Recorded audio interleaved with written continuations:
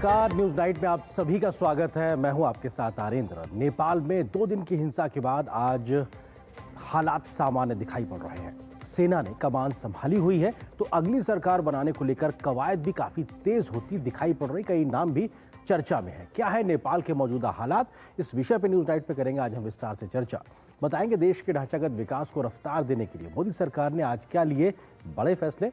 बताएंगे आपको राहुल गांधी को क्यों अपने ही संसदीय क्षेत्र में झेलना पड़ा विरोध। होगी बात अमेरिकी राष्ट्रपति ट्रंप के बदलते सुर की, जो अब भारत के साथ संबंधों को सामान्य बनाने के लगातार संकेत दे रहा है। इसके अलावा भी होगी देश दुनिया की हर जरूरी और महत्वपूर्ण खबर। शुरुआत हेडलाइंस के साथ। बिहार, झारखंड, पश्चिम बंगाल के लिए मोदी कैबिनेट के 2 अहम फैसले। भागलपुर, दुमका, रामपुर हाट रेलवे लाइन का होगा दोहरीकरण। Mokama Munger high speed corridor को हरी झंडी। राज्यों की कनेक्टिविटी के साथ आर्थिक गतिविधियों को मिलेगी नई दिशा।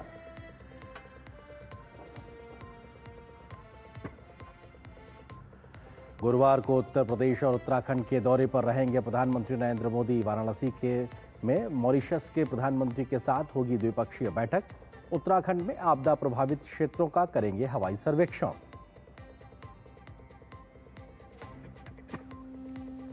सेना ने संभाली नेपाल की कमान, हालात में थोड़ा सुधार। नेतृत्व को लेकर अलग अलग नामों पर मंथन।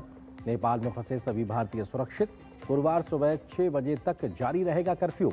सेना ने की लूटे गए हथियारों को लौटाने की अपील।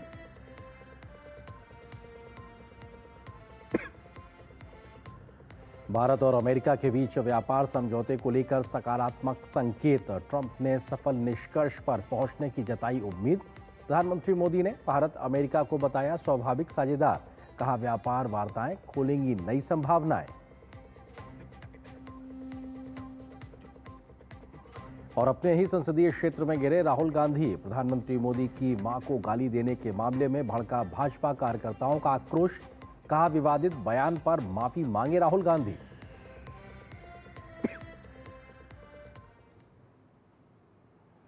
सुर्खियों के बाद में खबरों पर डालते हैं विस्तार से नजर और शुरुआत करते हैं बड़ी खबर नेपाल से जुड़ी हुई।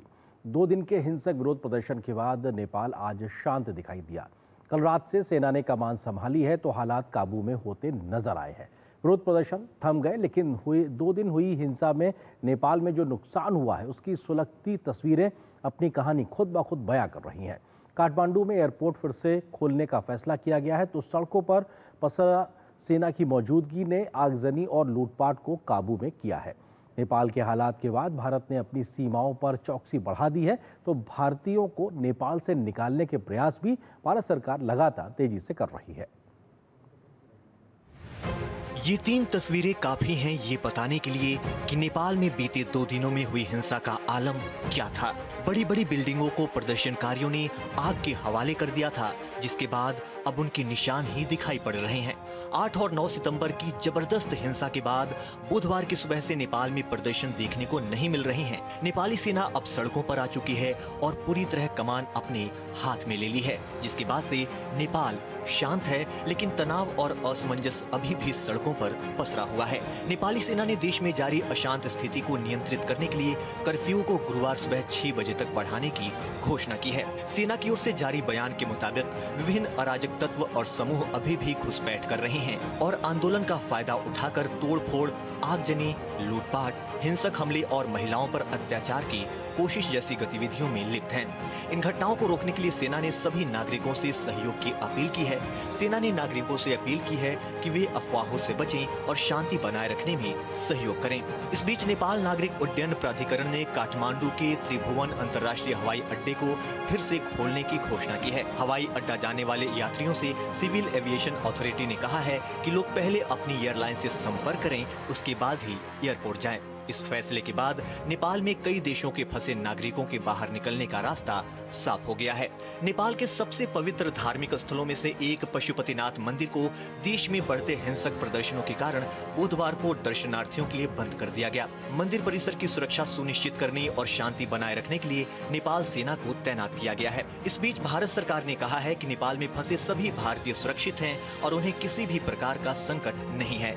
सरकार सभी को सुरक्षित वापस लाने के लिए पूरी तरह प्रयासरत है। जो पर्यटक भारत के नेपाल में थे, दर्शनार्थी थे, कुछ लोग कैलाश मानसरोवर की यात्रा के चलते हुए उस मार्ग पर थे, उन सब लोगों से निरंतर संपर्क बनाया हुआ है। भारत सरकार सतत दृष्टि इस पर बनाए हुई है। वहाँ हमारे हवाई जहाज पहले से खड़े हैं, सारे हवाई यात्री जो लोग पहले से वहाँ गए हुए हैं, उन सब के लिए उन सबको इवैक्यूएट करने की व्यवस्था पहले से वहाँ सुनिश्चित की गई है। इस बीच नेपाल से लगती भारतीय राज्यों की सीमा पर चौकसी बढ़ा दी गई है, तो हर आने जाने वाले पर नजर रखी जा रही है। असामाजिक तत्वों के भारत में प्रवेश करने की खुफिया सूचना के बाद Uttarakhand police, Uttar Pradesh police, Bihar police और सशस्त्र सीमा बल सहित भारत नेपाल सीमा पर तैनात सुरक्षा बल ज्यादा सतर्क हो गए हैं। उत्तराखंड, उत्तर प्रदेश, पश्चिम बंगाल और बिहार में 1751 किलोमीटर लंबी सीमा पर कानून व्यवस्था के किसी भी संभावित उल्लंघन को रोकने के लिए सुरक्षा उपायों को और सख्त कर दिया गया है और 24 घंटे निगरानी बढ़ा दी गई है। हमारी नेपाल पुलिस और नेपाल एपीएफ के साथ लगातार संपर्क है। अभी रात के बाद कोई घटना नहीं हुई है। अभी स्थिति सामान्य होने की तरफ है। जितने भी भारतीय नागरिक उधर फंसे हुए हैं उनको पूरी कोशिश कर रहे हैं। जो लोग बॉर्डर पे आ रहे हैं उनको फैसिलिटेट किया जा रहा है। नेपाल में अव्यवस्था के माहौल का फायदा उठाकर वहां की जेल से बड़ी संख्या में कैदी फरार हो गए, तो कई शहरों के बाजारों में लूटपाट की गई। हालांकि सेना ने लूटपाट करने वाले कुछ लोगों को गिरफ्तार किया है, तो भागे हुए कई कैदियों को भी पकड़ा है। सेना ने लोगों से अवैध हथियारों को सरेंडर करने की अपील की है, तो कई हथियार भी बरामद किए हैं। नेपाल में जैन जी के प्रोटेस्ट के बाद प्रधानमंत्री सहित तमाम मंत्रियों को इस्तीफा देना पड़ा है, तो कई मंत्रियों और पूर्व पीएम सहित अनेक नेताओं के साथ आंदोलनकारियों ने बदसलूकी भी की है, जिसमें कुछ लोगों की जान भी चली गई है। इस पूरे घटनाक्रम के बाद से नेपाल में अब क्या होगा, उसको लेकर असमंजस बना हुआ है। नेपाल के लोगों को अब अगली सरकार बनने का इंतजार है। I can't say that who will be the prime minister, next prime minister, upcoming prime minister of Nepal, but we want someone who is going to do good for the country, and we want to rise once again. And the situation is not good as of now, but the army of the Nepalese army has taken over on the streets, and they are just getting back to normal, in that situation. Social media पर प्रतिबंध से शुरू हुए युवाओं की प्रदर्शन ने नेपाल की ओली सरकार को हटा दिया है और अब सेना ने कमान संभाल रखी है। सभी को इंतजार है कि नेपाल में हालात कब समान होंगी और शांति बहाल होगी। काठमांडू से श्वेता सिंह के साथ ब्यूरो रिपोर्ट, डीडी न्यूज। तो नेपाल ने 2 दिन बहुत खराब हिंसा का दौर देखा है, लेकिन स्थिति अभी भी एक तरीके से असमंजस की बनी हुई है कि आगे अब क्या होगा। क्या बड़ी वजह रही इस हिंसा के कारण, आंदोलन के क्या बड़े कारण थे, आपको जल्द से समझाने की कोशिश करते हैं किस वजह से इस हिंसा ने इतना बड़ा एक तरीके से रूप अख्तियार कर लिया। सोशल मीडिया पर बैन सबसे बड़ा एक तरीके से ट्रैकिंग पॉइंट नजर आया, जिसकी वजह से युवाओं में एक उन्माद एक तरीके से देखने को मिला। 24 साल में कई बड़े घोटाले भी सामने आए हैं, तमाम अलग अलग सरकारों के, अलग अलग पार्टियों के नेताओं के। उसकी वजह से भी आम लोगों में नेपाल में बड़ा गुस्सा था। सियासी अस्थिरता लगातार लोकतंत्र की बहाली के बाद से बनी हुई है, जिसकी वजह से एक स्थिर सरकार लोगों के लिए काम करे, ये स्थिति वहां पनपती दिखाई नहीं पड़ती। 17 साल में 14 बार प्रधानमंत्री बदले गए। ये दिखाता है कि किसी भी प्रधानमंत्री को अपना कार्यकाल पूरा करने का मौका नहीं मिला। मजबूरी थी गठबंधन की, जिसकी वजह से समर्थन वापस और सरकारों का गिरना, अस्थिरता बनी रही। बेरोजगारी की दर 10% से ज्यादा है, तो ये भी अपने आप में युवाओं में नए अवसरों को लेकर, अपने भविष्य को लेकर चिंता पैदा करती, जिसकी वजह से ये असंतोष उभरता हुआ नेपाल में दिखाई पड़ा। आर्थिक असमानता में बड़ी वृद्धि हुई है। आधे से ज्यादा जो संपत्ति है नेपाल की, वो महज 20% लोगों के पास में है, जिसकी वजह से लोग ये मानते हैं कि उनको समान अवसर नहीं मिल रहे और आर्थिक असमानता एक बड़ा भेदभाव का कारण बनता दिखाई पड़ रहा है नेपाल में। सरकारों पर विदेशी दबाव को लेकर भी लगातार खबरें आती है कि नेपाल की सरकार कई अन्य देशों की सरकारों के दबाव में फैसले लेती है, जिसके कई प्रमाण भी वहां की आम जनता देती है और कहती है कि साहब ऐसे फैसले लीजिए जो देश हित में हो, ना कि किसी के दबाव में हो। सुस्त अर्थव्यवस्था के चलते अवसर कम है, लोगों के अर्थव्यवस्था और घर परिवार के जो तमाम सुख सुविधाएं हैं उसमें एक तरीके से दिक्कतें आती, इसकी वजह से भी लोगों में संतोष देखने को मिलता है। भाई भतीजावाद जो बहुत ज्यादा है, क्योंकि जो कई ऐसे पॉलिटिकल परिवार हैं उन्हीं के बच्चे आगे पीढ़ियों में उनको कमान संभाल रहे हैं, कई उच्च पदों पे बैठे हुए, जिसकी वजह से अन्य युवाओं को मौके नहीं मिल रहे। तो भाई भतीजावाद को लेकर भी बहुत ज्यादा असंतोष है।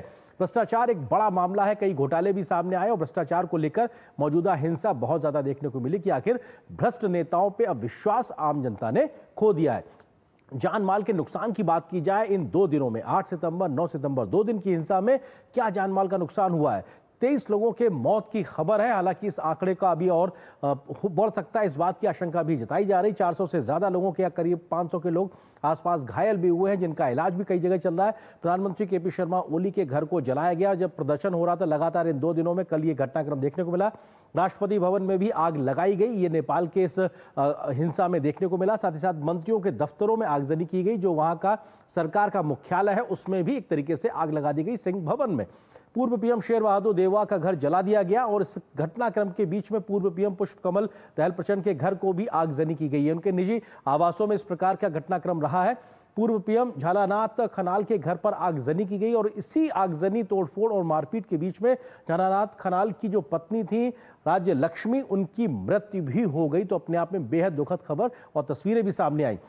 वित्त मंत्री विष्णु पौंडेल को दौड़ा दौड़ा कर पीटा गया, ये तस्वीरें भी लगातार कल से वायरल है। राष्ट्रपति के निजी घर में आग लगा दी गई, जो मौजूदा राष्ट्रपति उनके निजी घर में आग लगाने की घटना और तस्वीरें भी कल सामने आई। गृह मंत्री जिन्होंने इस्तीफा दे दिया था, रमेश लेखक, उनके घर पर भी तोड़फोड़ की गई। परसों ही उन्होंने इस्तीफा दिया था, लेकिन उसके बावजूद भी कल उनके घर पे ये तोड़फोड़ की गई। नेपाली कांग्रेस, जो वहां की बड़ा राजनीतिक दल है, उस पार्टी के मुख्य ऑफिस दफ्तर में भी आगजनी की गई, तोड़फोड़ की गई। वहां से भी तस्वीरें लगातार सामने आई। संघीय संसद को आग के हवाले कर दिया गया। वहां का जो संसद भवन है वो एक तरीके से स्वाह होता हुआ दिखाई पड़ा। बेहद चिंताजनक तस्वीरें सामने आई थी। कई सरकारी दफ्तरों में आग लगा दी गई और कई महत्वपूर्ण अभिलेख, कागज, दस्तावेज जल गए हैं, नष्ट हो गए हैं। 18 जिलों की जेलों से 6000 कैदी फरार हुए। हालांकि ये संख्या जो 6000 है, इससे कई ज्यादा भी अनुमानित की जा रही है। वो भी अपने आप में एक तरीके से अव्यवस्था, अस्थिरता की स्थिति को दिखाता है। पशुपतिनाथ मंदिर के फाटक पर भी कल हमले की खबरें आई थी और उसके बाद दर्शनों के लिए फिलहाल आज वो बंद भी किया गया। सुप्रीम कोर्ट का खाक हुई एक तरीके से जो बिल्डिंग थी और 25,000 फाइलें वहां पर उनको खाक हो गई। यानी कि जो अब मुकदमे हैं उसको लेकर भी अब कानूनी पेचीदगियां सामने दिखाई पड़ेंगी। काठमांडू एयरपोर्ट बंद हुआ था, उड़ानें रुक गई थी। हालांकि अब उसको दोबारा से चालू करने का फैसला लिया गया, लेकिन एक तरीके से कनेक्टिविटी रुक गई थी। बड़े बड़े शोरूम और दुकानों और होटल्स में लूटपाट की गई थी और कई ऐसी तस्वीरें थी जहां पे बाजारों में लोग दुकानों में खुले तौर पर लूटपाट कर रहे थे। तमाम बैंकों में भी, उनकी शाखाओं में भी लूटपाट होती हुई दिखाई पड़ी। तो ये अव्यवस्था की तस्वीरें, लगातार जानमाल के नुकसान की तस्वीरें नेपाल से कल बहुत तेज आई थी। हालांकि कल रात 10 बजे के बाद से सेना ने टेक ओवर किया, उसके बाद से शांति है। लेकिन सवाल बड़ा यही है कि अब नेपाल में आगे क्या, कौन संभालेगा कमान? इस विषय पे हम आगे करेंगे विस्तार से चर्चा। फिलहाल एक छोटे से ब्रेक के लिए रुकते हैं।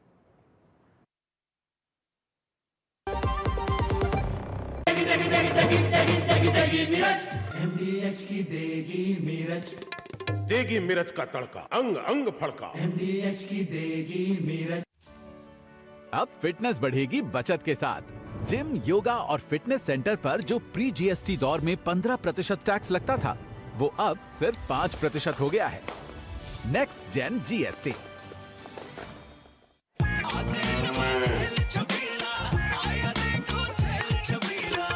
एक कपिला, अरे भाई सब एक ही जैसा होता है।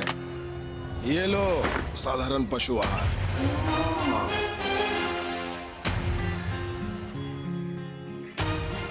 इस देश की हर माँ, बच्चे, बूढ़े, जवान, खिलाड़ी, डॉक्टर, इंजीनियर, सबको गाय भैंस की दूध की शक्ति पर भरोसा है। पर जब इन पशुओं को कपिला पशु आहार मिलेगा, तभी तो दूध सिर्फ ज्यादा ही नहीं, शक्ति से भरपूर भी होगा। और ये सच जानते हुए चंद पैसों के लिए तुम देश का भरोसा तोड़ दो। कपिला पशु आहार, देश का नंबर 1 पशु आहार। LIC लाया है unit linked insurance plan index plus. जीवन बीमा पाइए और निफ्टी स्टॉक्स के साथ अपने मार्केट रिटर्न्स को तेजी से बढ़ाइए। इस अट्रैक्टिव कॉम्बिनेशन के साथ अपना कल सुरक्षित कीजिए। सिर्फ 2,500 रुपए मंथली प्रीमियम से शुरुआत कीजिए। आज ही LICindia.in पर जाएं। जब धरती चीर कर निकलता है लोहे का पत्थर और मिलता है मोंगिया के जोश से, फिर तपता है, पिघलता है और बनता है फौलाद। अब होता है सरिया सारी खूबियों के साथ। मोंगिया स्टील, मजबूत देश का मजबूत सरिया। QR कोड स्कैन करो, 5,000 का कैशबैक पाओ। वाह, दिल बन गया।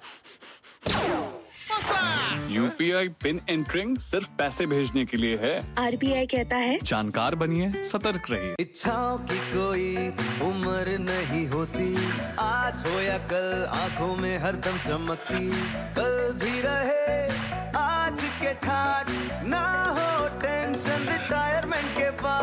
हाँ, करनी है तैयारी, एनपीएस जरूरी है। दादी के हाथों का जादू और खुशबू से महकता घर। MDH गरम मसाला, असली मसालों से भरा हूँ मैं, क्योंकि हर रिश्ता है स्वाद से जुड़ा। और ब्रेक के बाद आपका स्वागत है। और ब्रेक पे जाने से पहले हम खबर दिखा रहे थे नेपाल की, और इसी बड़ी खबर पे हम करेंगे चर्चा। इससे जुड़ा आज का हमारा विशेष, नेपाल में उबाल, कई अनसुलझे सवाल कि आखिर अब आगे क्या होगा। ये अपने आप में इस वक्त बड़ा सवाल है। इस विषय पे बात करने के लिए खास मेहमानों का पैनल मेरे साथ मौजूद है। दिलीप सिन्हा जी हैं, जो कि पूर्व वरिष्ठ राजनयिक है। इसके अलावा PK मिश्रा जी, पूर्व ADG BSF के, इसके साथ साथ सीनियर फेलो हैं VIF के। आप दोनों का स्वागत है। एम्बेसडर सिन्हा, शुरुआत आपसे ही, क्योंकि अब नेपाल जहाँ पे खड़ा है, यहाँ से आगे क्या? क्योंकि अब नामों को लेकर बहुत ज्यादा मंथन और कयास लगाए जा रहे हैं कि आखिर अब अगला अंतरिम सरकार का प्रमुख के तौर पे कौन होगा। आप किस तरह से देखते हैं आगे के घटनाक्रमों को? देखिए, जिस स्थिति में नेपाल इस वक्त है, उसमें ये कहना बहुत मुश्किल है कि आगे क्या होगा, क्योंकि राष्ट्रपति और प्रधानमंत्री दोनों ने इस्तीफा दे दिया है। तो वर्तमान संविधान जो है, जो कि ज्यादा पुराना नहीं है, मुश्किल से 10 साल पुराना है, तो उससे कोई उम्मीद रखना कि उससे कोई उत्तर, कोई हल निकलेगा, ये कहना मुश्किल है। वहां जो अटकल लगाई जा रही है कि वो है कि वहां के एक पूर्व चीफ जस्टिस हैं, उन्हें शायद बुलाया जाए और उन्हें एक अंतरिम सरकार का नेतृत्व करने के लिए निमंत्रित किया जाए। लेकिन निमंत्रण कौन देगा, इस पर भी प्रश्न उठता है कि किसको अधिकार है निमंत्रण देने का।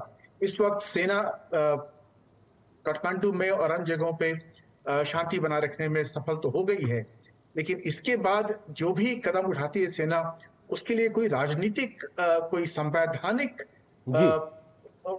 प्रेसिडेंट उसे नहीं मिलेगा। लेकिन क्या राष्ट्रपति के इस्तीफे को लेकर क्या आधिकारिक स्पष्टता आई है अभी वहां पर? क्योंकि प्रधानमंत्री के इस्तीफे को लेकर तो स्पष्टता आई है, राष्ट्रपति के इस्तीफे को लेकर देखिए अटकलें लगाई जा रही हैं। स्थिति बहुत नाजुक है इस वक्त। तो हो सकता है कि राष्ट्रपति यदि उपस्थित हों और अपना पद संभाल के रखें, तो निश्चित रूप से एक स्थिरता आएगी कि राष्ट्रपति किसी को निमंत्रण दें एक अंतरिम सरकार बनाने के लिए। लेकिन अभी जब तक कि वहां पर स्थिरता इस प्रकार की नहीं निकल के आती है और यह स्पष्ट नहीं होता है कि राष्ट्रपति वहां पे है और राष्ट्रपति स्थिति में है कि वो किसी को आमंत्रित करें सरकार बनाने के लिए, उस परिस्थिति में निश्चित रूप से एक थोड़ी कंटिन्यूटी आएगी और थोड़ी बहुत संवैधानिक स्थिरता की उम्मीद हम कर सकते हैं। लेकिन अभी जो स्थिति है उसमें यह सवाल भी उठाया जा रहा है कि जो यदि पूर्व चीफ जस्टिस सुशीला कर्ची को बुलाया जाता है तो किस आधार पर उन्हें बुलाया जाता है। ये सब सवाल अभी हैं। बिल्कुल, इनके जवाब एक तरीके से मिलना बाकी है कि आखिर बुलाएगा कौन और कैसे वो एक नई सरकार फॉर्म करते हुए दिखाई पड़ेंगे। अपने आप में एक अजीब सी स्थिति कही जा सकती है। PK मिश्रा जी भी हमारे साथ मौजूद है। PK मिश्रा जी, क्योंकि सुरक्षा के मामलों के लिहाज से आप बेहतरी से इस बात को बताओ, समझा पाएंगे कि हमारे पड़ोस के एक के बाद एक देश के बाद अब नेपाल में भी इस प्रकार की अस्थिरता की स्थिति दिखाई पड़ रही है। लोग इसको भी जोड़कर देख रहे हैं, और मौजूदा नेपाल के हालात भारत के नजरिए से कैसे? देखिए, मैं क्लियरली बताना चाहता हूं, नेपाल में जो हुआ इसका असर हमारा बॉर्डर के ऊपर जरूर पड़ेगा। नेपाल का बॉर्डर हमारा कम से कम 5 स्टेट के साथ लगता है, उत्तराखंड से लेकर के वेस्ट बंगाल, बिहार, यूपी इनके साथ बॉर्डर में है। और आप देखिए कि तकरीबन 7,500 से ऊर्ध्व जो जेल में थे कैदी जो थे, 18 जेल से उन्होंने चले गए हैं, वो निकल गए हैं और वो वहां पर रहना नहीं चाहते। उनका एक ही एम है कि वहां से नेपाल से कैसे पलायन करेंगे। अगर पलायन करेंगे तो कहाँ आएंगे? इंडिया। अब वो सिद्धार्थ सोनकर बॉर्डर में बिहार में ऑलरेडी 5 को SSB ने पकड़ लिया है और इनका सबका बस मकसद है कि इंडिया में प्रवेश करना है। तो ये जो आंदोलनकारी है, पर्टिकुलर जो लुटेरा है, जो वेपन्स लूट किए हैं अपना पुलिस से, नेपाल पुलिस से, और जो बैंक लूट किए हैं जिनको आर्मी अभी ढूंढ रहा है, पर्टिकुलर अशोक राज सिंघाल जो उनका आर्मी चीफ है, उन्होंने बताया है जो आंदोलनकारी इसमें लिप्त है जी, जिन्होंने संसद में आग लगा है, जिन्होंने बैंक लूट किए हैं और जिन्होंने पुलिस से वेपन छीन लिए हैं, इनको जरूर पकड़ा जाएगा और उनके ऊपर एक्शन लिया जाएगा। और उन्होंने रिक्वेस्ट किए हैं सिविलियंस को कि आपके पास जो जिस तरीका अगर वेपन है आप उसको भेजिए और सरेंडर करिए। और कल रात 10 बजे आर्मी ने टेक ओवर किए थे सिक्योरिटी का। और एक और मैं बताना चाहता हूं कि आज शाम को रामचंद्र पौडेल जो हमारा प्रेसिडेंट है नेपाल के, उन्होंने छात्र जो स्टूडेंट लीडर है उनके साथ एक मीटिंग किए हैं और स्टूडेंट ने अपना मांग भी रखे हुए हैं कि जल्दी वहां पर इलेक्शन करने के लिए और केयर टेकर पीएम के लिए भी वो माने हैं। लेकिन इसके साथ साथ मैं बताना चाहता हूँ बालिंदर शाह जो है उनका जो लीडर थे, जो मेयर थे वहां का काठमांडू का, उन्होंने रिफ्यूज किए हैं कि वो प्राइम मिनिस्टर के लिए वो राजी नहीं है और प्रैक्टिकली वो नहीं किए थे छात्र लीडर के साथ प्रेसिडेंट को मिलने के लिए रामचंद्र पौडेल के पास वो नहीं किए थे। अब देखा जाए कि इलेक्शन के बाद ही पता लगेगा। और अभी जो बता रहे थे कि अभी हमने सूचना करके को बुलाएंगे एक्स चीफ जस्टिस को, ये डिपेंड करता है कि प्रेसिडेंट अपने पद पर है, वो नहीं किया है, प्रधानमंत्री जा चुके हैं। अब लेकिन अब जो सिक्योरिटी के बारे में आप पूछ रहे थे, डेफिनेटली ये जितने हमारे जो वहां पर वायलेंस सृष्टि कर रहे थे उनको देखना पड़ेगा। डेफिनेटली इनका मेन एम है कि वहां से अभी, क्योंकि उनको आर्मी ढूंढ रहा है और पुलिस अगर तो वो अपने आप एक टर्माइल सिचुएशन हो सकती है। सर मैं इसके कारण पे भी आपके पास आऊंगा मिस्टर सिन्हा, क्योंकि अब आगे एक रास्ता निकालना पड़ेगा। सुप्रीम कोर्ट हो, सेना हो, राष्ट्रपति हो, जो भी अभी एक व्यवस्थाएं इस पूरे अस्थिर माहौल में बची हैं, उनके बीच में एक रास्ता निकालना होगा। वो आप कैसे देख रहे हैं कि किस तरीके से बात अब आगे बढ़ेगी, सरकार कैसे बनती दिखाई पड़ेगी और चेहरे को लेकर एक सहमति कैसे बनेगी? कई नाम, सुशीला कार्बी का नाम आपने जिक्र किया, बालिंदर शाह को लेकर भी लगातार बात चली, कई ऐसे नाम चर्चा में लगातार बने हुए हैं। मिस्टर सिन्हा, यदि राष्ट्रपति वहां पे हैं और राष्ट्रपति और सेना के बीच में एक मतैक्य होता है कि आगे कार्रवाई क्या की जाए, तब ये हो सकता है कि एक अंतरिम प्रधानमंत्री नियुक्त किया जाए और उसके बाद कुछ महीनों के अंदर, आमतौर पे जब इस प्रकार की केयरटेकर सरकार बनती है तो 3 महीने के अंदर अंदर चुनाव हो जाने चाहिए, ताकि केयरटेकर सरकार वास्तव में केयरटेकर ही रहे, स्थायी सरकार का रूप नहीं ले ले। और संवैधानिक यदि परिवर्तन करना होगा तो वो भी एक नई संसद आए और वो संविधान में परिवर्तन करे, न कि अस्थायी सरकार करे। यदि ये परिस्थिति होती है तो हम ये उम्मीद कर सकते हैं कि 3 महीने के अंदर अंदर चुनाव होंगे। लेकिन परेशानी की बात यह है कि नेपाल में जो भी चुनाव हुए हैं, पिछले चुनाव हुए हैं, उनमें कोई स्थायी बहुमत निकल के नहीं आया है और एक म्यूजिकल चेयर होता रहा है मुख्यमंत्रियों के बीच में और वही 4-5 चेहरे घूमते रहे हैं। तो इस प्रकार की जो राजनीतिक जो फ्रेगमेंटेशन कहेंगे उसे, वो यदि रहता है तो ये अस्थिरता बनी रहेगी। जी पीके मिश्रा जी, क्योंकि जो स्थिति अचानक से 2 दिनों में नेपाल में हिंसक आंदोलन के तौर पर बीते कल और परसों देखने को मिली है, वो कई सवाल पैदा करती। क्या ये अचानक से स्वस्फूर्त नेपाल के लोगों के द्वारा है या इसकी कुछ और वजहें हैं? इसको लेकर भी लगातार सवाल किए जा रहे हैं। पीके मिश्रा जी, नहीं, ये तुरंत नहीं हुआ है। ये जो यूथ जो रोड में आए, जो हिंसा हुआ, जो प्रदर्शन हुआ, जो आंदोलनकारी इतने हिंसक हो गए, ये बकायदा इसका प्लानिंग पहले से ही था।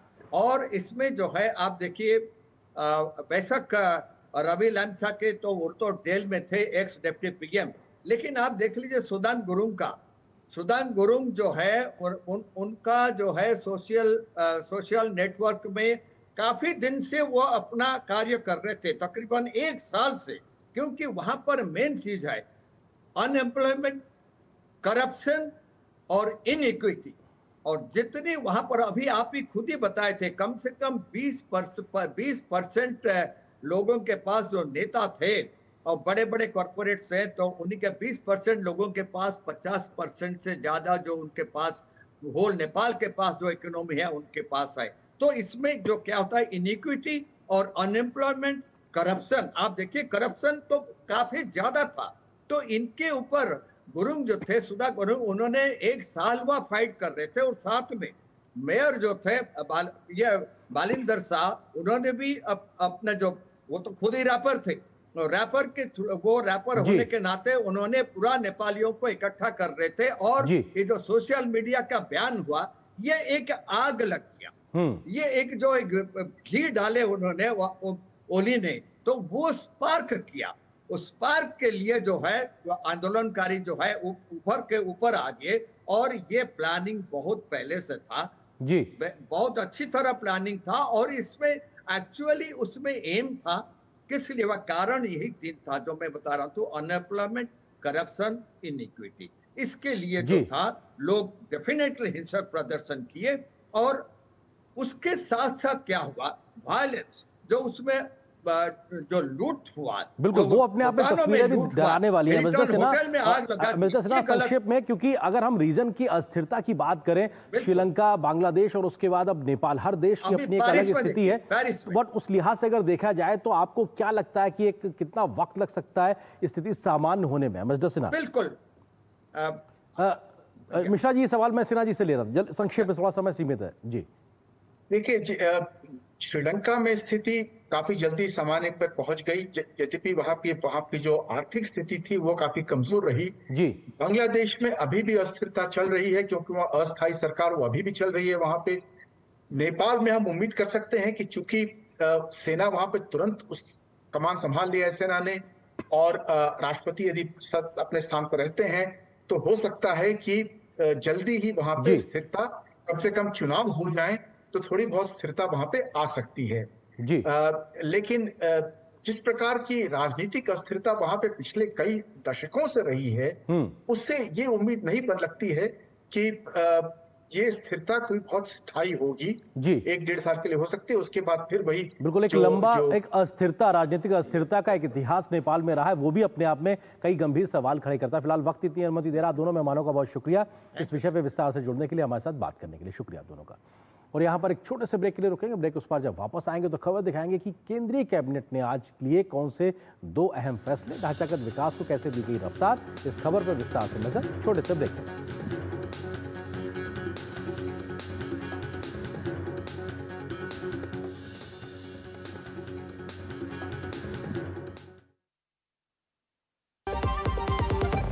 जिन्होंने यूज किया है वो जानते हैं असली हींग का स्वाद। MDH सुपर हींग, शुद्धता का असली तड़का। MDH।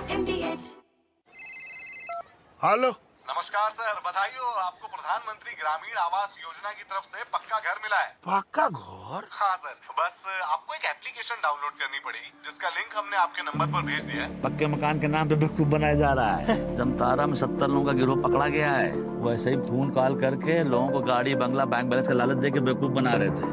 कम से कम 7 साल की सजा होगी। नहीं सर, क्या बोल रहे हैं? क्या बोल रहे हैं? ये जो विनोद तो घर दे रहे हो ना, वो अपने पास रख लो, तुम जब जेल जाओगे तुम्हारे घर वालों को काम आएगा। काट दिस।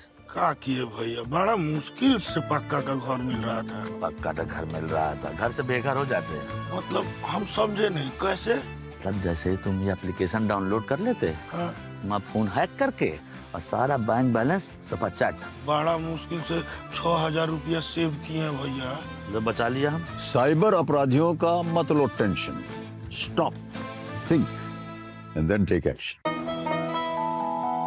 वाह यार, क्या सही हो आप। मेरा भी मन करता है कुछ करने का। मन करता है तो करो, घर की चीजों से टाइम ही नहीं मिलता, और हूँ सिर्फ 10वीं पास। आप LIC की बीमा सखी योजना के साथ जुड़ सकती हो। मैं LIC एजेंट बन सकती हूँ? पूरी ट्रेनिंग भी मिलेगी, मंथली स्टाइपेंड भी मिलेगा। स्टाइपेंड भी? ऊपर से कमीशन अलग। LIC बीमा सखी योजना से जुड़ने के लिए अपनी नजदीकी LIC शाखा से संपर्क करें। LIC बीमा सखी योजना, अपनी शुरुआत अपने हिसाब से। गोल्डी छोले मसाले, जहाँ जाएं रिश्ते बनाएं। गोल्डी लाए हैं फ्रेश लॉक टेक्नोलॉजी, जो रखे मसालों को हर समय फ्रेश। मेरी पसंद, मेरी पसंद, मेरी पसंद, मेरी पसंद, हमारी पसंद, हम सबकी पसंद। मजबूत देश का मजबूत सरिया हो गया स्टील। इस फेस्टिवल सीजन डायग्नोस्टिक किट्स और रीजेंट्स पर जो प्री GST दौर में टैक्स था 16%, अब घटकर हो गया है केवल 5%। हेल्थ और लाइफ इंश्योरेंस अब टैक्स फ्री, कम टैक्स, ज्यादा बचत का उपहार, खुशियों वाले त्योहार। Next gen GST। अब आया असली स्वाद। अब आया स्वाद। जब स्वाद के पड़े हो लाले तो MDH का चंकी चाट मसाला डालें। MDH का चंकी चाट मसाला। MDH। और ब्रेक के बाद अब बात कैबिनेट के बड़े फैसलों की। मोदी सरकार ने आज दो अहम बड़े फैसले लिए जो कि देश के ढांचागत विकास को रफ्तार देते हुए नजर आएंगे। सड़क से और रेल परियोजनाओं से जुड़े ये दोनों फैसले खासतौर से बिहार में बड़े तौर पर लोगों को फायदा देंगे और कनेक्टिविटी को एक तरीके से आगे बूस्टअप करते नजर आएंगे। प्रधानमंत्री मोदी के तीसरे कार्यकाल की अगर बात की जाए तो तीसरे कार्यकाल में ही अभी तक लगभग 11 लाख करोड़ रुपए की ढांचागत विकास परियोजनाओं को मंजूरी मिल चुकी है, जिससे देश की कनेक्टिविटी के विकास को एक तेज रफ्तार मिली है। बुधवार को केंद्रीय मंत्रिमंडल ने दो अहम बुनियादी ढांचा परियोजनाओं को मंजूरी दी। बिहार में मोकामा से मुंगेर तक 4 लेन ग्रीनफील्ड राजमार्ग के निर्माण को मंजूरी दी गई है। कुल 82.4 किलोमीटर लंबे इस राजमार्ग के लिए 4,447.38 करोड़ रुपए मंजूर किए गए हैं। परियोजना के पूरा होने से दक्षिण बिहार में आवागमन और परिवहन और सुगम होगा। मोकामा से मुंगेर 4 लेनिंग, ये बेसिकली बक्सर भागलपुर कॉरिडोर का सेक्शन है, 32 किलोमीटर्स का। 4,447 करोड़ रुपए का ये इन्वेस्टमेंट होगा। ओवरऑल जो टाइम बचेगा, करीब 1 घंटे का ट्रैवल टाइम बचेगा इस प्रोजेक्ट के कारण। इसके साथ ही एक अन्य अहम फैसले में भागलपुर दुमका रामपुर हाट के बीच 177 किलोमीटर लंबी रेल लाइन के दोहरीकरण को भी मंजूरी दी गई। बिहार, झारखंड, पश्चिम बंगाल से गुजरने वाली इस रेल लाइन के दोहरीकरण के लिए 3,169 करोड़ रुपए मंजूर किए गए हैं। इससे बिहार के देवघर समेत अनेक तीर्थस्थलों में आवाजाही आसान होगी। भागलपुर दुमका रामपुर हाट डबलिंग, ये 3,169 करोड़ रुपीस का प्रोजेक्ट है।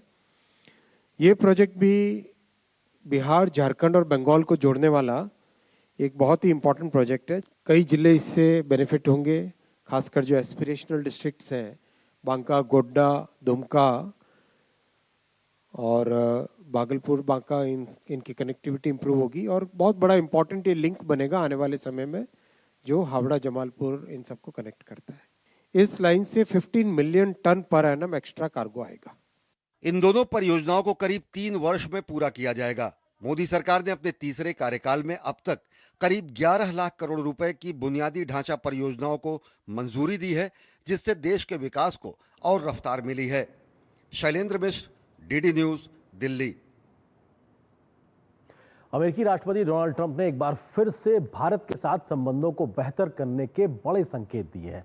अमेरिकी राष्ट्रपति ने सोशल मीडिया पर इस बात के संकेत दिए हैं कि भारत और अमेरिका के बीच जो व्यापार वार्ताएं चल रही हैं वो जल्दी ही एक निष्कर्ष पर पहुंचेंगी। इस दौरान प्रधानमंत्री मोदी ने भी भारत और अमेरिका को स्वाभाविक दोस्त बताया है। बीते कुछ समय से टैरिफ का एक तरीके से अमेरिका के द्वारा भारत पे थोपे जाने के बाद से तल्खी दिखाई पड़ रही थी संबंधों में, लेकिन अब राष्ट्रपति ट्रंप लगातार नर्म रुख अपनाते नजर आ रहे हैं और भारत के साथ संबंधों को सामान्य करने की ओर बढ़ते हुए दिखाई पड़ रहे हैं। भारत अमेरिका के बीच व्यापार समझौते को लेकर अमेरिका के राष्ट्रपति डोनाल्ड ट्रंप ने सकारात्मक संकेत दिए हैं। ट्रंप ने एक बार फिर प्रधानमंत्री मोदी को अच्छा दोस्त बताते हुए सफल निष्कर्ष पर पहुंचने की उम्मीद जताई है। ट्रंप के इस ताजा रुख पर प्रधानमंत्री नरेंद्र मोदी ने भी भारत अमेरिका संबंधों की मजबूती की पुष्टि की और दोनों देशों के बीच चल रही व्यापार वार्ताओं में विश्वास व्यक्त किया। प्रधानमंत्री मोदी ने ट्रंप की पोस्ट पर सकारात्मक प्रतिक्रिया देते हुए एक्स पर लिखा, भारत और अमेरिका घनिष्ठ मित्र और स्वाभाविक साझेदार हैं। मुझे विश्वास है कि हमारी व्यापार वार्ता भारत अमेरिका साझेदारी की असीम संभावनाओं को प्रदर्शित करने का मार्ग प्रशस्त करेगी। हमारी टीम इन चर्चाओं को अति शीघ्र पूरा करने के लिए काम कर रही है। मैं राष्ट्रपति ट्रंप से बात करने के लिए भी उत्सुक हूँ। हम अपने दोनों देशों के लोगों के उज्जवल और समृद्ध भविष्य को सुरक्षित करने के लिए मिलकर काम करेंगे। दरअसल ट्रंप ने ट्रूथ सोशल पर एक पोस्ट साझा करते हुए लिखा था, मुझे ये घोषणा करते हुए खुशी हो रही है कि भारत और अमेरिका दोनों देशों के बीच व्यापार बाधाओं को दूर करने के लिए बातचीत जारी रखे हुए हैं। मैं आने वाले हफ्तों में अपने बहुत अच्छे दोस्त प्रधानमंत्री मोदी से बात करने के लिए उत्सुक हूँ। मुझे पूरा विश्वास है कि हमारे दोनों महान देशों के लिए एक सफल निष्कर्ष पर पहुंचने में कोई कठिनाई नहीं होगी। ट्रंप का ये ताजा बयान हाल ही में उनके भारत अमेरिका संबंधों पर अपने रुख में नरमी का संकेत देने के बाद आया है। पिछले कुछ समय से एक बार फिर ट्रंप भारत और प्रधानमंत्री मोदी को लेकर जिस तरह के बयान दे रहे हैं, उससे लगता है कि वो संबंध बेहतर करना चाहते हैं। Bureau report, DD news. और यहाँ पर एक छोटे से ब्रेक के लिए रुकते हैं। ब्रेक के उस पार जब वापस आएंगे तो खबर दिखाएंगे कि कल प्रधानमंत्री का उत्तर प्रदेश और उत्तराखंड के दौरे में क्या रहेगा खास। खबर पर विस्तार से नजर छोटे से ब्रेक के बाद।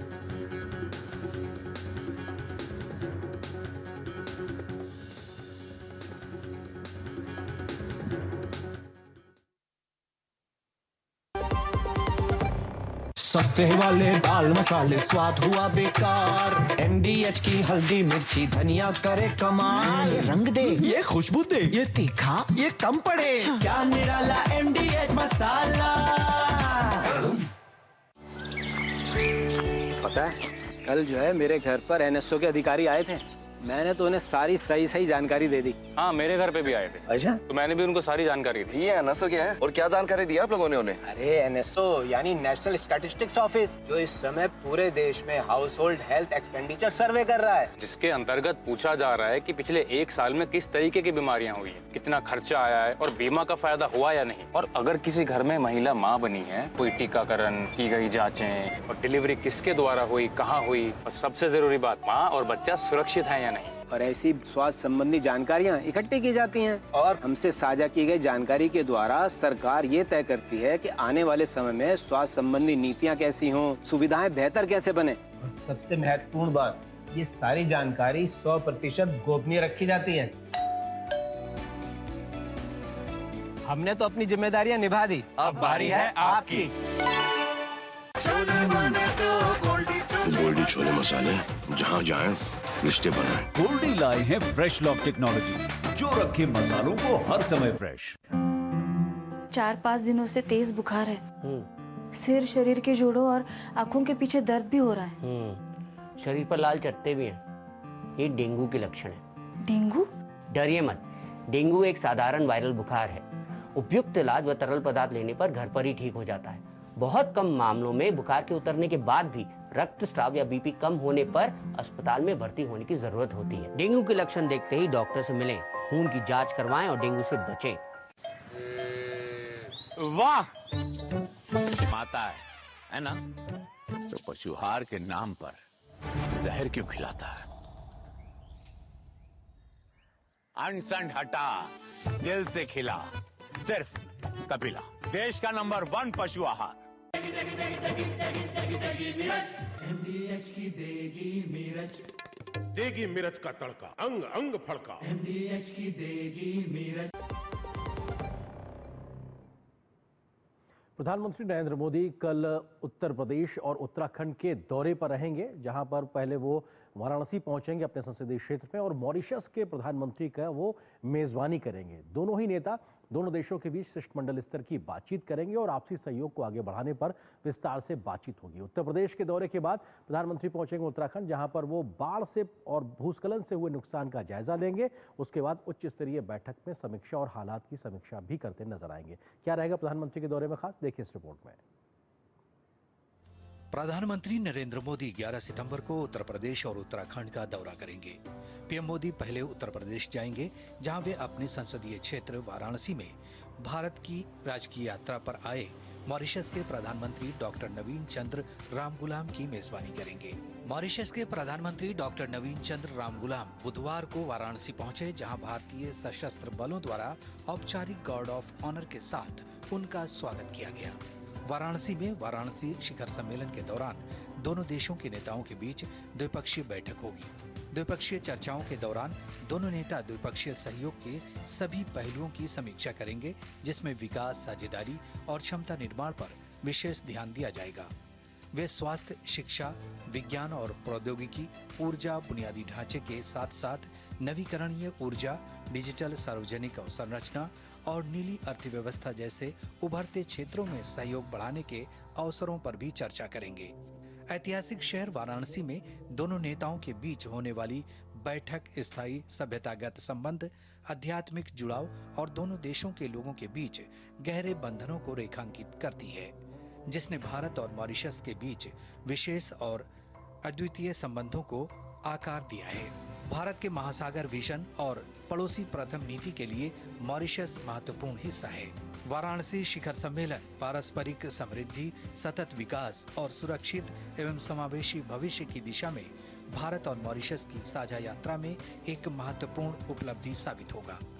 दोनों देशों के बीच मजबूत होता सहयोग न केवल दोनों देशों के लोगों की समृद्धि के लिए बल्कि ग्लोबल साउथ की सामूहिक आकांक्षाओं के लिए भी महत्वपूर्ण है। वाराणसी के बाद पीएम मोदी देहरादून जाएंगे। प्रधानमंत्री उत्तराखंड के बाढ़ प्रभावित इलाकों का हवाई सर्वेक्षण करेंगे। इसके बाद प्रधानमंत्री अधिकारियों के साथ एक उच्च स्तरीय समीक्षा बैठक की अध्यक्षता भी करेंगे। Bureau report, DD news. प्रधानमंत्री नरेंद्र मोदी ने आज इटली की प्रधानमंत्री जॉर्जिया मेलोनी से बातचीत की है। दोनों शीर्ष नेताओं के बीच कई अहम मुद्दों पर चर्चा हुई। इसकी जानकारी देते हुए प्रधानमंत्री मोदी ने सोशल मीडिया प्लेटफॉर्म एक्स पर लिखा, प्रधानमंत्री जॉर्जिया मेलोनी के साथ बहुत अच्छी बातचीत हुई। हमने भारत इटली रणनीतिक साझेदारी को और मजबूत करने की अपनी संयुक्त प्रतिबद्धता को दोहराया और यूक्रेन संघर्ष को जल्द समाप्त करने में साझा रुचि व्यक्त की है।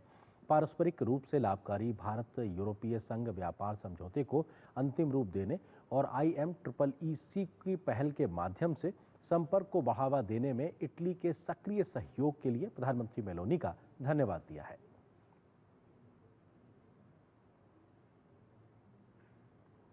और यहाँ पर एक और छोटे से ब्रेक के लिए रुकते हैं। ब्रेक उस पार वापस आएंगे तो खबर दिखाएंगे कि राहुल गांधी अपने जब संसदीय क्षेत्र आज पहुंचे तो क्यों उनको विरोध का सामना करना पड़ा, क्या था कारण। खबर पर विस्तार से नजर छोटे से ब्रेक के बाद।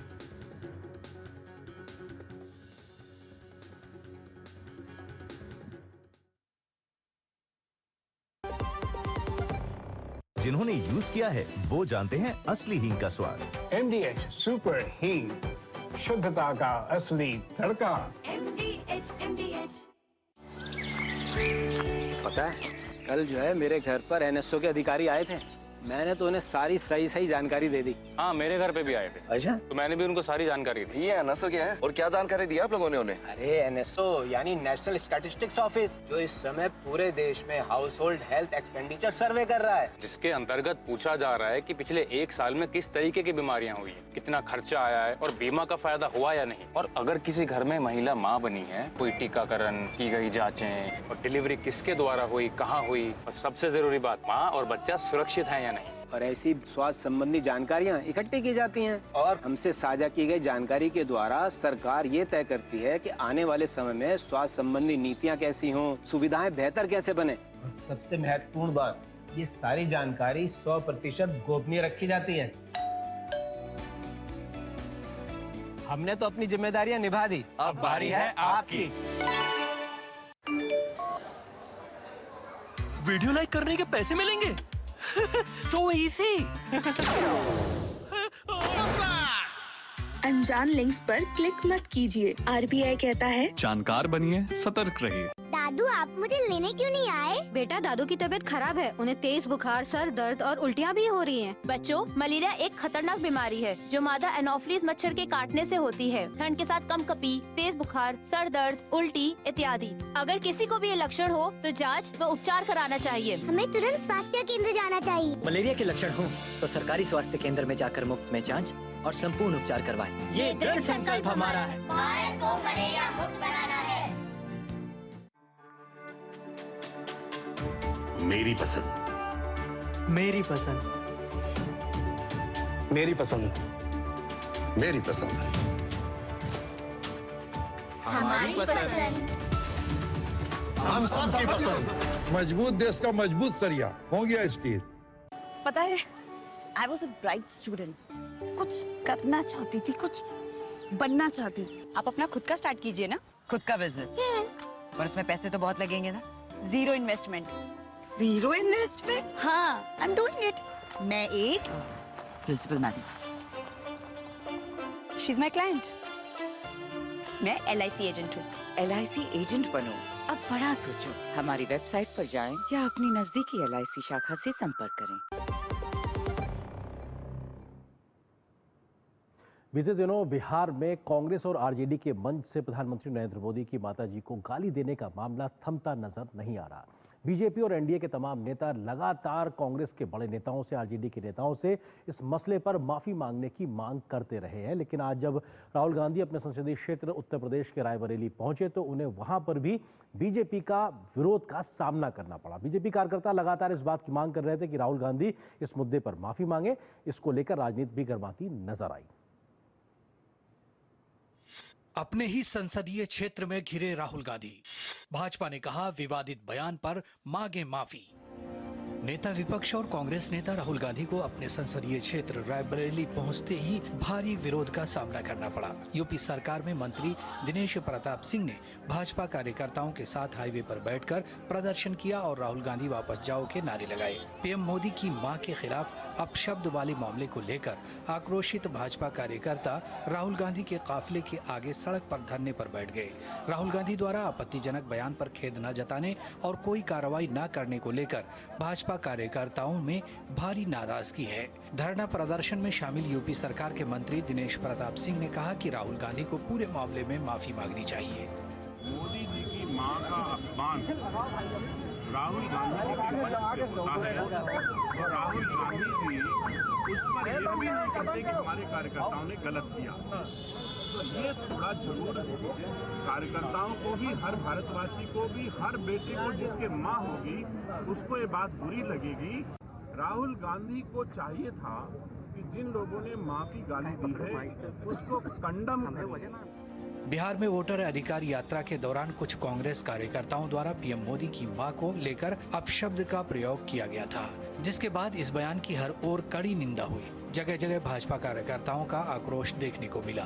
प्रधानमंत्री मोदी ने बयान की कड़ी निंदा करते हुए इसे पूरे देश की मां, बहन, बेटी का अपमान बताया। वहीं एनडीए ने इसी महीने की 4 तारीख को बयान के विरोध में बिहार बंद भी बुलाया था।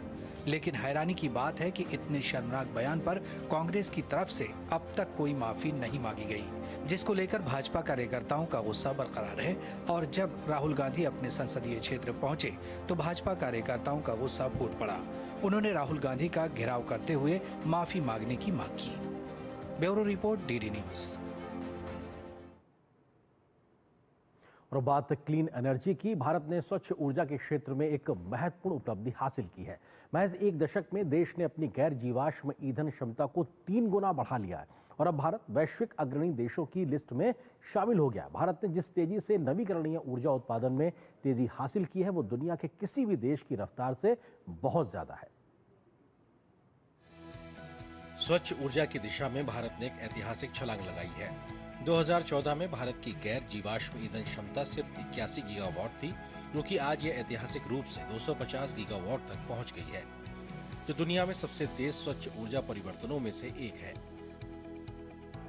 प्रधानमंत्री नरेंद्र मोदी के मार्गदर्शन में ये वृद्धि सौर ऊर्जा पार्कों, पवन ऊर्जा केंद्रों, जल विद्युत परियोजनाओं और परमाणु ऊर्जा के तेज विस्तार से संभव हो पाई है।